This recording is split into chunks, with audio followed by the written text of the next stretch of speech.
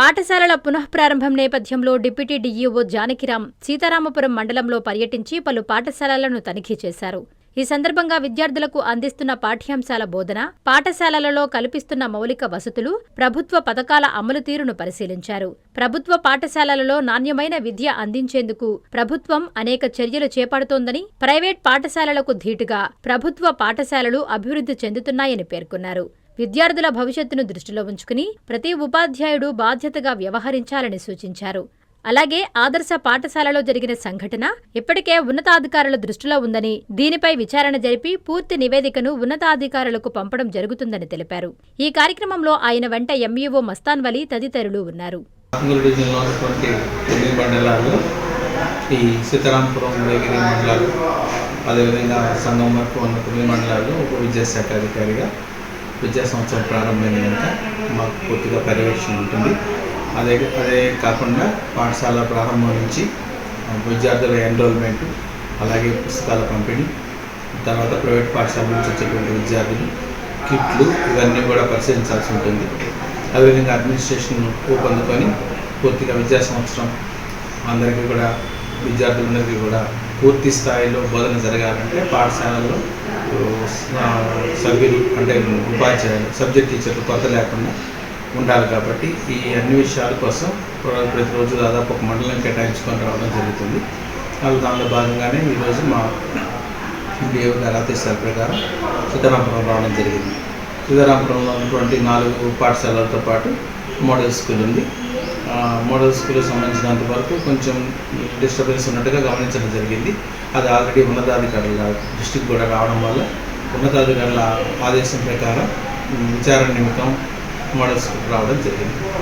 దీనిలో భాగంగా మిగతా పాఠశాలలు, అదేవిధంగా ఉదయగిరిలో కూడా చిన్న చిన్న అలిగేషన్స్ కూడా రావడం జరిగింది. డిపార్ట్మెంట్ దృష్టికి రావడం జరిగింది.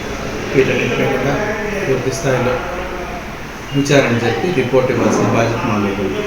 అయితే ఇక్కడ ప్రధానంగా ఏంటంటే గత సంవత్సరం ప్రభుత్వ పాఠశాలల్లో అద్భుతమైన ఫలితాలు ఇచ్చి మారుమూల పల్లెల్లో కూడా చాలా మంచి రిజల్ట్స్ తీసుకొచ్చి ప్రభుత్వ పాఠశాలలో చదివే పిల్లలు కానీ, అటు ఉపాధ్యాయులు కానీ ఎవ్వరికి తక్కువ కాదు, 595, 596 మార్కులు మాకు కూడా వస్తాయని నిరూపించినటువంటి సందర్భం. ఇదే ఉత్సాహంతో, ఇదే పనితీరు, ఎంతకంటే మెరుగైన ఫలితాలు, ఎంతకంటే మెరుగైనటువంటి 888 సీట్లు ప్రభుత్వ పాఠశాలలో రావాలంటే విద్యా సంవత్సరం ప్రారంభం నుంచి విద్యార్థులకు ఒక లక్ష్యాన్ని నిర్దేశించి వాళ్ళు భవిష్యత్తులో బంగారు బాట అందుకునే విధంగా ప్రయత్నం చేయాల్సిన బాధ్యత మా మీద ఉంది. కాబట్టి పాఠశాలలు విద్యా సంవత్సరం ప్రారంభం 12వ తారీఖున పాఠశాలలు తెరిచాం.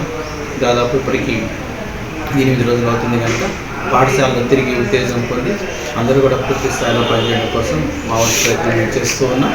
ఎక్కడ కూడా అటు భౌతికమైనటువంటి వస్తువులు కానీ, అలాగే ఇటు పాఠశాలలు, ఉపాధ్యాయులు, సిబ్బంది కొరతగానే కాకుండా అన్ని ప్రయత్నాలు పూర్తి స్థాయిలో మంచి వేగంతో ప్రారంభమైనాయి.